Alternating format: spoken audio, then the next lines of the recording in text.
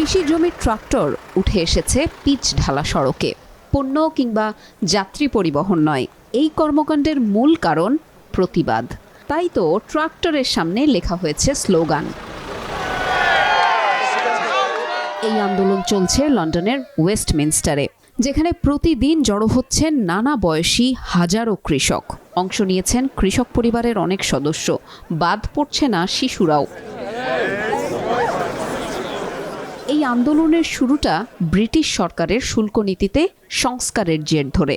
গেল অক্টোবরে উত্তরাধিকার কর সুবিধায় কৃষক পরিবারকে সংযুক্তির ঘোষণা দেন দেশটির প্রথম নারী অর্থমন্ত্রী র্যাচেল রিভস।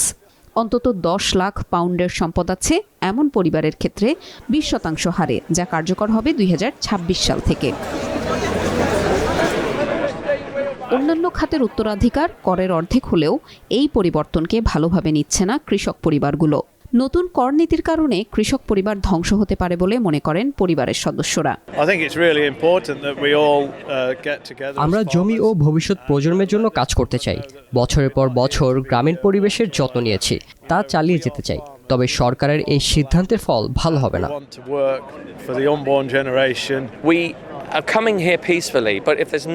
এই কর সম্পূর্ণ অন্যায়।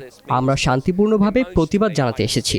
যদি সরকার আমাদের অনুভূতিগুলোকে বোঝার চেষ্টা না করে, পরিস্থিতি আরো খারাপ হতে পারে।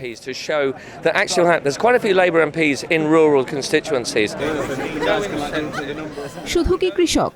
নতুন কর নীতির বিরুদ্ধে রাস্তায় নেমেছেন সুশীল সমাজের প্রতিনিধিরাও। সরকারের সমালোচনাও করছেন তারা।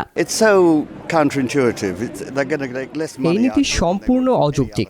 এটি কৃষিকাজকে ধ্বংস করবে। কৃষকরা প্রচণ্ড পরিশ্রমের মাধ্যমে সামান্য আয় করেন। তাদের জমি হয়তো মূল্যবান, কিন্তু সেই জমি হারালে কৃষিকাজ এবং গ্রামীণ ঐতিহ্য ধ্বংস হয়ে যাবে।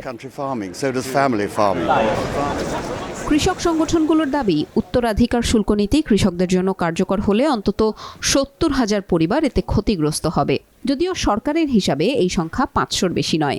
ওই 500 পরিবার থেকে বছরে 50 কোটি পাউন্ড রাজস্ব আদায়ের লক্ষ্য অর্থমন্ত্রীর। যদিও ব্রিটিশ সরকারের এক গবেষণা বলছে কৃষক পরিবারগুলোর বার্ষিক গড় মুনাফা 50,000 পাউন্ডেরও কম।